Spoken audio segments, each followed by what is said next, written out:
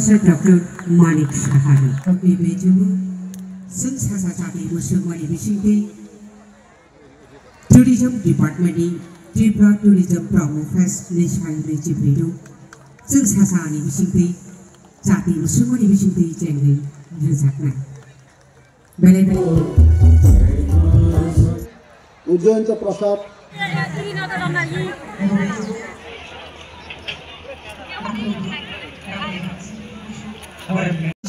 সবাই যদি আনন্দে থাকে তাহলে আমরাও আনন্দে থাকবো।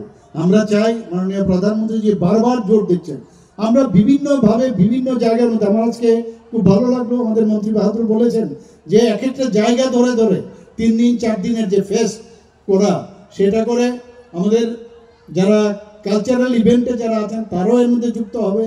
সব দিক দিয়ে আপনাদের হোটেলওয়ালারা পয়সা পাবে, খাওয়ার যেহেতু খাওয়ার ব্যবস্থা করতে হবে তার জন্য এখানে যে ফুড চেইন যারা খাবার সাপ্লাই করে তাদেরও পয়সা এখানে আসবে। তো চারিদিকে এটা কিন্তু দেখা যায় না, ট্যুরিজমের যে বিষয়টা কোথা থেকে অর্থনীতি ডেভেলপ করে সেটা কিন্তু ভিজিবল হয় না। কিন্তু আমি অন্যান্য রাজ্য যেখানে আছে এই ধরনের ট্যুরিজমের উপর ভিত্তি করে আমাদের যে জিএসডিপি, যেটা আমি নিশ্চিত যে আগামী দিনে যেভাবে আমাদের ট্যুরিজম ডিপার্টমেন্ট চেষ্টা করছে সেটা অবশ্যই আমরা এটা করব। এবং আমি নিশ্চিত যে যেভাবে এখানে আমাদের ত্রিপুরাতে যে আমাদের বিভিন্ন যে জায়গাগুলো আছে সেই জায়গাগুলোর মানুষ যাবে, এবং সেটা উজ্জয়ন্ত প্যালেসই হোক, সেটা আমাদের ডুম্বুরের এই নারিকেল কুঞ্জেই হোক, যা আমাদের ছবিমুড়াই হোক, বা অন্যান্য সমস্ত জায়গার মধ্যে যখন মানুষ ত্রিপুরা সম্পর্কে জানবে, আমি নিশ্চিত যে মানুষ প্রচুর পরিমাণে এখানে আসবে। আমাদের কাছে এখন যে রিসেন্ট যে ডাটা, সেই ডাটাতে আমরা দেখেছি যে আগের থেকে অনেক অনেক পরিমাণে পর্যটকরা দেশ বিদেশ থেকে ত্রিপুরাতে আগের তুলনায় অনেক বেশি এখানে এসছে।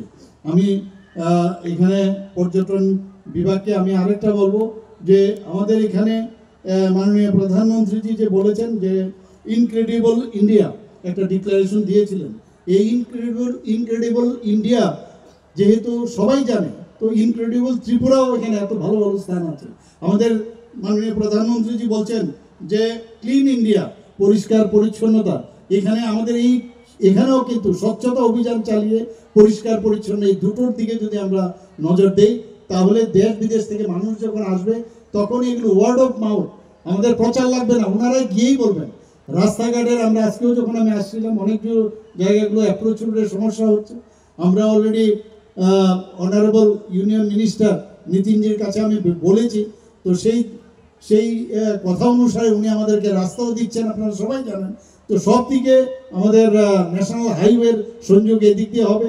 রেলওয়ের কথা বলছেন, মন্ত্রী বাহাদুর বলেছেন যে পুরো প্রপোজাল দিতে।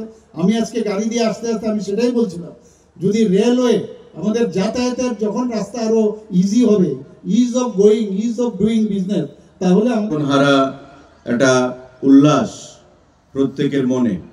দুপুর থেকে এখানে হাজার হাজার মানুষের সমাগম, এবং রাত যতই এগুবে ততই আমরা আজকের এই যে প্রমো ফেস্ট যে সূচনা হলো তার আরো উন্মাদনা আমরা দেখতে পাবো।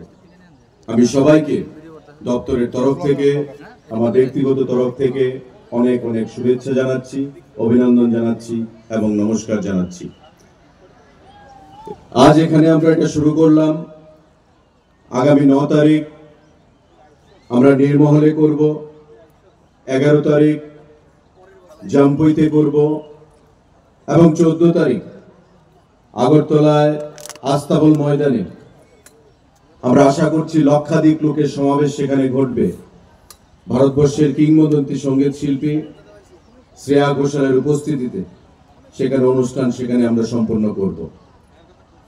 আমি আপনাদের প্রত্যেকের কাছে আহ্বান জানাবো যে রাজ্য সরকার আমাদের রাজ্যের মাননীয় মুখ্যমন্ত্রীর নির্দেশে, ওনার সহায়তায়, ওনার পরামর্শে, প্রশাসনের কাজের মাধ্যমে পর্যটনকে আমরা ঢেলে সাজানোর উদ্যোগ গ্রহণ করেছি। মোদীজি যেমন আমাদেরকে বলেন, আমাদের দেশের যশস্বী প্রধানমন্ত্রী, যে সবকা সাথ সবকা বিকাশ, প্রত্যেকের বিকাশ করতে হবে। আর প্রত্যেকের বিকাশ করতে গেলে আমবাসা, গন্ডাছড়া বা রাইমাবিলির বিকাশ সে যদি না হয়, রাজ্যের বিকাশ সেখানে সম্ভব হবে না, প্রত্যেকের বিকাশ সম্ভব হবে না। আজকে সেই কথাটা মাথায় রেখে রাজ্যের মাননীয় মুখ্যমন্ত্রীর হাত ধরে আমরা পর্যটনের বিকাশের ক্ষেত্রেও সারা রাজ্যে ধীরে ধীরে আমরা এগিয়ে চলেছি। আপনারা এই নারিকেল কুঞ্জকে আগেও দেখেছেন, বা এই ধলাই জেলার মধ্যে গন্ডাছড়ার মধ্যে এই আইল্যান্ডগুলো আগেও ছিল, ডুম্বুর আগেও ছিল, আগের সরকারের আমলেও ছিল, কিন্তু এগুলোকে প্রকৃতভাবে বিশ্বের দরবারে মানুষের কাছে তুলে ধরার কখনো প্রয়াস গ্রহণ করা হয়নি। কারণ রাজনৈতিক সেখানে লুকায়িত কারণ ছিল। আমাদের সরকার আসার পর আমরা এই নারিকেল কুঞ্জকে নতুন করে আবিষ্কার করে বিশ্বের দরবারের কাছে, সেখানে ভারতবর্ষের কাছে, পর্যটকদের কাছে সেখানে নতুন করে আমরা উপস্থাপন করেছি বন্ধুরা।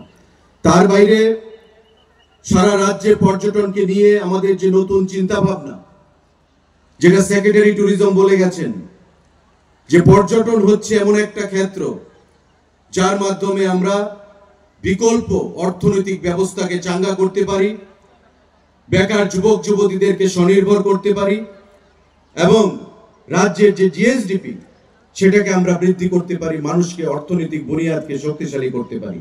আজকে মাননীয় মুখ্যমন্ত্রীর হাত ধরে হোমস্টে যে পলিসি বা হোমস্টে যে আমাদের এখানে উদ্বোধন হলো, যেই 9 জন ব্যক্তিকে এখানে হোমস্টের সার্টিফিকেট দেওয়া হলো, তারা নিজেরা স্বনির্ভর হলেন, আত্মনির্ভর হলেন, নিজের পায়ে নিজে দাঁড়ালেন।